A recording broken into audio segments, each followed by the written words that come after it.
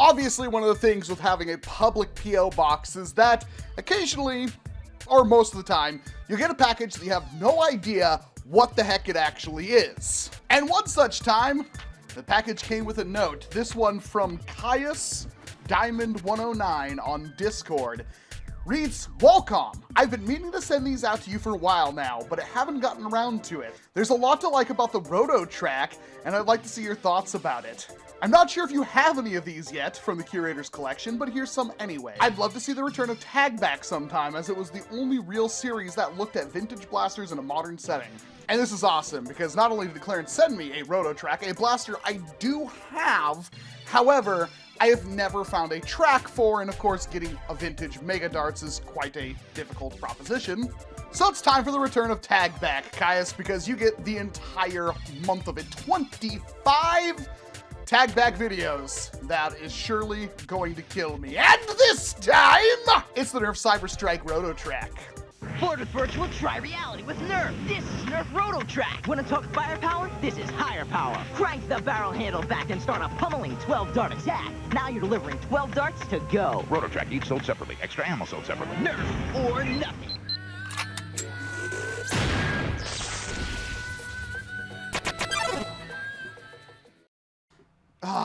See, I love vintage packaging. It even has a, I don't know what sticker that is, but it's a $15 sticker that somebody paid for this back in 1997. Part of the Cyber Stryke line, the RotoTrack is a blaster that you wear.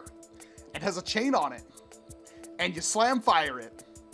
And honestly, looking at this, why doesn't NERF make cool stuff like this anymore? Everybody tries to go, like, of course, NERF can't compete with the likes of Dart Zone or Buzzbee. They really just seem like they can't compete with any of their freaking competitors on basically any front: price, performance, quality.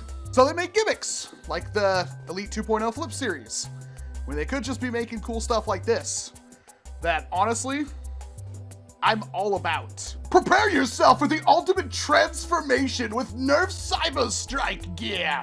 It's got an armored plate that rises to load an ammo belt. It's a pump-action auto-rotate belt and rapid-fire darts. Adjustable strap makes your blaster an extension of your arm. 3 belt sections linked to deliver an incredible 12-dart assault. And also shows off the Strong Arm, the Defender T3, and the Perceptor. The Perceptor I actually have on box right here. Might be out of frame. And we've covered the Strong Arm and the Defender T3 on this show previously. And I get a whole 3 NERF points for this one. You should bring that one back, Hasbro. And this is the RotoTrack. And you might already be able to figure out like why this blaster specifically is. I mean, you actually might find these blasters all over the place, but usually what you don't find with them is the chains. These are not very durable, as the ones that this one came with are not in great condition. And of course, it's a vintage Mega Blaster. That's not to mean that there's any kind of system in here that wouldn't prevent you from shoving literally anything in these chains and firing it, as long as it would make a seal, but it is a vintage Mega Dart shooter, and Caius was very generous in including a couple of vintage Mega Darts. I just noticed the new sticker on there. That's hilarious. These ones don't have dart heads, but they have glue. And then yeah, that's more than enough to get an idea of what the RotoTrack does. Now it should be pointed out that obviously this blaster is older than virtually everybody who's going to be watching this video. So if it performs bad, well, there's a couple of reasons for that, but I can say that it does in fact fit, and it is in fact an extension of my arm. It's actually quite comfortable. It's not something that you could very easily have as a secondary. You very much mean to have this blaster on you, because obviously it has like a big grip here and a chain and everything like that, but it's not bad. And of course, if you had more of the chain, you could just have a longer chain, and this rotation mechanism is very stout. If you really wanted to, I don't see what would stop you from having double or triple the chain, except for space and money. And we don't talk about these a whole lot, but these are the original Mega Dart. You see, NERF having a variety of ammunition isn't exactly a new thing.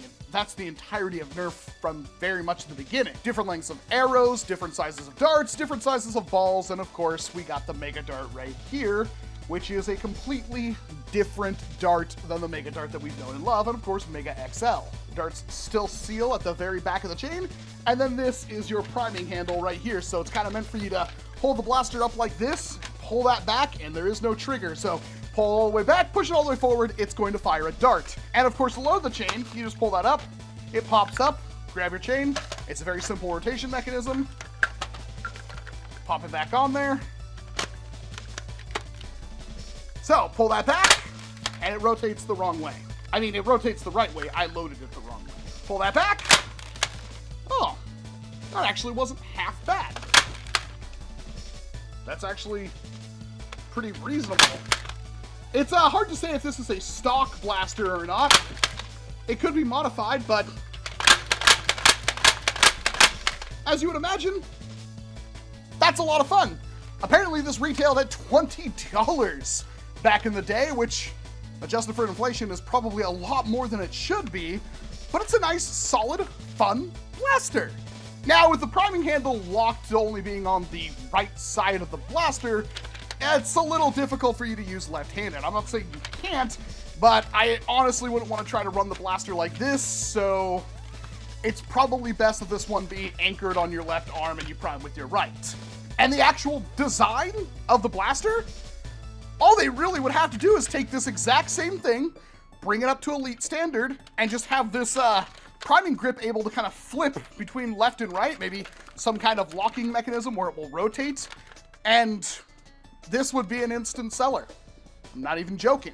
How many of you would love to have some kind of secondary, especially if this was something that folded up and then you had it on your arm and you could like press a button to have the grip flip down, you grab it and just start rattling off shots with it that were Elite standard? Doesn't need to have great performance. It's kind of like a tertiary last-ditch blaster that you could wear on your body, which is something a lot of companies aren't really doing. None of your competitors are really doing that, Hasbro. You already did it. Well, Kenner did it with the Nerf brand back in the day. Why don't you jump on that kind of stuff? Why don't you go back to where you were? I'm actually starting to think that a lot of these videos are gonna be me trying to rationalize what Hasbro has been doing for the last 3-4 years, when they really just need to go back. I mean, they did the Icons line, right? Icons line could have had cool stuff like this, and it don't. Now, obviously, using one of these things in the present, you could, of course, rebarrel the chains to have tighter fit for Elite or short darts. Chains could actually have rear loading, which would be extremely efficient, and I'm sure you could 3D print chains. These ones are, they don't last very long, and they're held together by little plastic. I'm worried about trying to separate it now that I've put it together, but the chains are in 3 linked sections, and they're just kind of held on with this rubbery plastic tab stuff. It being a chain blaster means that you could technically have almost unlimited chain and rattle off shots with it, and only fed the chain through one side, and maybe if you had either a spare hand to de-link it yourself or some kind of de-linking mechanism, means you could have virtually unlimited capacity and non-stop firing. So I could very much see somebody taking one of these things, bringing it up to a 10, doing the best they can with it, strapping it to their arm, and dominating an HVZ with it. It's a very satisfying mechanism, and I'm a big fan to finally have a chance to fire a RotoTrack. And this is the reason why I love Nerf so much, and I can't thank Caius enough for sending this off to me with the box, because I already planned on redoing some sections back there, and this will look absolutely flawless somewhere behind me. A very thoughtful gift, and I'm very humbled by it. Thank you very much, Clarence.